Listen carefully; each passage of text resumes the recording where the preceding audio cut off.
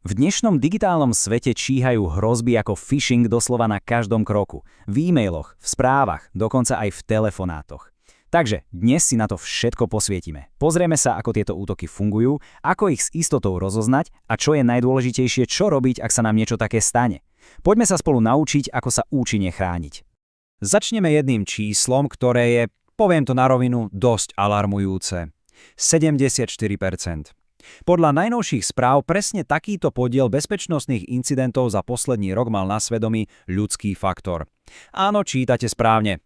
To znamená, že technológia je jedna vec, ale ten rozhodujúci článok, ktorý buď zabráni útoku, alebo mu naopak otvorí dvere, sme my.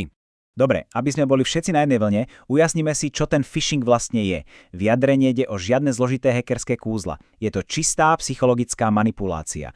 Útočníci sa nesnažia prelomiť servery, snažia sa oklamať človeka. Predstavte si e-mail, ktorý vyzerá presne ako od banky a naliehavo žiada, aby ste si overili heslo cez priložený odkaz. Tak presne toto je phishing v praxi.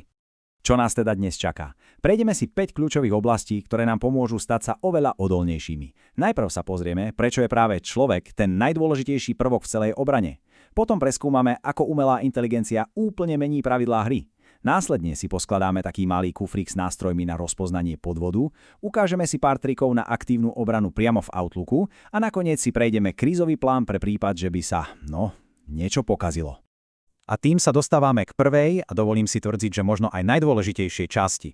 Môžeme mať najlepší antivírus a najsilnejší firewall na svete, ale ak my sami nechtiac otvoríme útočníkovi dvere, všetka tá technika je nám na nič. Naša ostražitosť to je tá prvá a najdôležitejšia obranná línia. Phishing má mnoho podôb. Ten klasický to je ako keď rybár hodí do vody obrovskú sieť, pošle tisíce rovnakých e-mailov a jednoducho dúfa, že sa niekto chytí.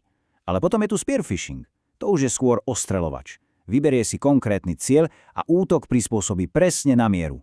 A aby toho nebolo málo, máme tu phishing, kde sa útočí cez telefón, a smishing, ktorý využíva SMS-ky. Kanály sú rôzne, ale cieľ je vždy rovnaký – oklamať nás. A teraz prichádza bod zlomu. Čo ak vám poviem, že staré dobré triky na odhalenie podvodu, na ktoré sme sa spoliehali, už jednoducho nefungujú? Pravidlá hry sa totiž zásadne menia a na scénu prichádzajú nové, oveľa silnejšie technológie. A toto si prosím naozaj zapamätajme. Tie časy, keď sme podvodný e-mail spoznali podľa smiešných gramatických chýb a kostrbatej slovenčiny, sú dávno preč. Dnes útočníci dokážu vytvoriť e-maily, ktoré sú jazykovo dokonalé, na nerozoznanie od tých pravých. A presne preto musíme byť ešte ostražitejší. A čo stojí za touto obrovskou zmenou? Odpoveď má dve písmená. AI. Generatívna umelá inteligencia. Ako hovorí tento citát, AI naozaj mení pravidlá hry. Dáva kyberzločincom do rúk nástroje, o akých sa im predtým ani nesnívalo. Pozrime sa na konkrétne príklady, z ktorých až mrazí. Predstavte si, že vám volá šéf a jeho hlas znie úplne autenticky, pričom žiada o urgentný prevod peňazí. To je klonovanie hlasu. Alebo ešte lepšie, videohovor, kde sa za riaditeľa firmy vydáva niekto iný vďaka deepfake videu.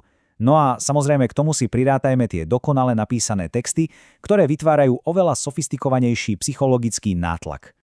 Dobre, tie hrozby znejú dosť desivo, to je pravda, ale teraz prichádza tá dobrá správa. Nie sme bezmocní. V skutočnosti existujú naozaj účinné spôsoby, ako sa brániť. Poďme sa spolu pozrieť na nástroje, ktoré máme k dispozícii, aby sme odhalili aj tie najpokročilejšie podvody. Tu máme perfektný príklad z praxe.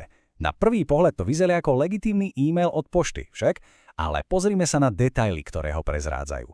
Adresa odosielateľa foodmarkethub.com. To asi nebude oficiálna doména pošty. Oslovenie je všeobecné, žiadne meno. A odkaz? Ten určite nevedie na stránku pošty. Pri každom takomto e-maili si stačí položiť 3 jednoduché otázky. Poznám odosielateľa, čakám takúto správu a kam ma ten odkaz naozaj chce poslať? Tieto 3 otázky nás môžu zachrániť. Zhrňme si teda tie moderné varovné signály. Akákoľvek správa, ktorá žiada citlivé údaje, vytvára časový nátlak, prichádza úplne nečakane alebo ponúka niečo až príliš dobré, je automaticky podozrivá. Vždy treba skontrolovať odkazy, prílohy a hlavne tú presnú adresu odosielateľa. A pamätajme si jedno zlaté pravidlo. Ak niečo vyzerá príliš dobre na to, aby to bola pravda, s najväčšou pravdepodobnosťou to pravda nie je. Intuícia je náš najlepší priateľ. Predstavme si našu digitálnu bezpečnosť ako hrad. Už vieme, ako byť ostražitý. To je naša prvá obranná línia.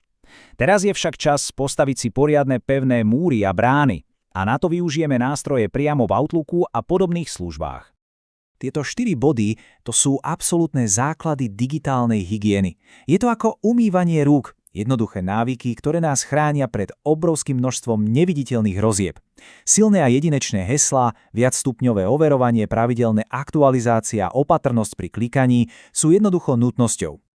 A toto je jedna z najjednoduchších, no zároveň najúčinnejších vecí, ktorú môžeme urobiť.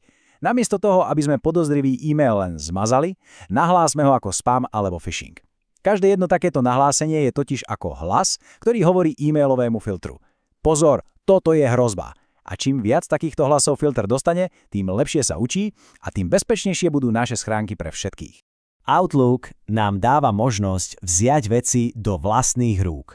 Môžeme si vytvoriť zoznam dôveryhodných odosielateľov, aby dôležité správy nikdy neskončili v spame. A naopak, aktívnym blokovaním podvodníkov si vyčistíme priestor od budúcich hrozieb. Ide o to, prevziať kontrolu nad vlastnou doručenou poštou. Aj ten najlepší a najopatrnejší človek však môže urobiť chybu. A presne preto je úplne kľúčové vedieť, čo robiť v momente, keď sa niečo také stane. Pretože reakcia v prvých minútach po incidente môže rozhodnúť o všetkom. A presne o tom toto je. Je úplne ľudské nechať sa nachytať. To sa stáva. Dôležité je nepanikáriť a neobviňovať sa, ale okamžite konať. Zlyhaním nie je to jedno zlé kliknutie, skutočným zlyhaním by bola až následná nečinnosť. Poďme si teda ukázať, ako konať správne a rýchlo. Tu je jasný a jednoduchý krízový plán v 3 krokoch. Zapamätajme si ho. Heslo, sken, hlásenie. Poprvé, okamžite zmeniť heslo, aby sme útočníkovi odrezali prístup. A ak sme ho používali aj inde, tak ho zmeniť všade. Po druhé, spustiť antivírusový sken, aby sme sa uistili, že v zariadení nezostal nejaký škodlivý darček. A po tretie, a to je nesmierne dôležité, nahlásiť to. Pomôžeme tým ochrániť nielen seba, ale aj kolegov a celú firmu. A týmto sme sa dostali na záver. Ale ako to už v kyberbezpečnosti býva, je to skôr začiatok. Hrozby sa neustále vyvíjajú, AI ich posúva na úplne novú úroveň. Otázka teda znie, držíme s nimi krok? Dúfam, že tento prehľad pomohol cítiť sa o niečo istejšie. Zostaňme ostražití, neprestávajme sa učiť a zdieľajme tieto informácie ďalej. Pretože v kybernetickej bezpečnosti platí jedno. Spoločne sme oveľa silnejší.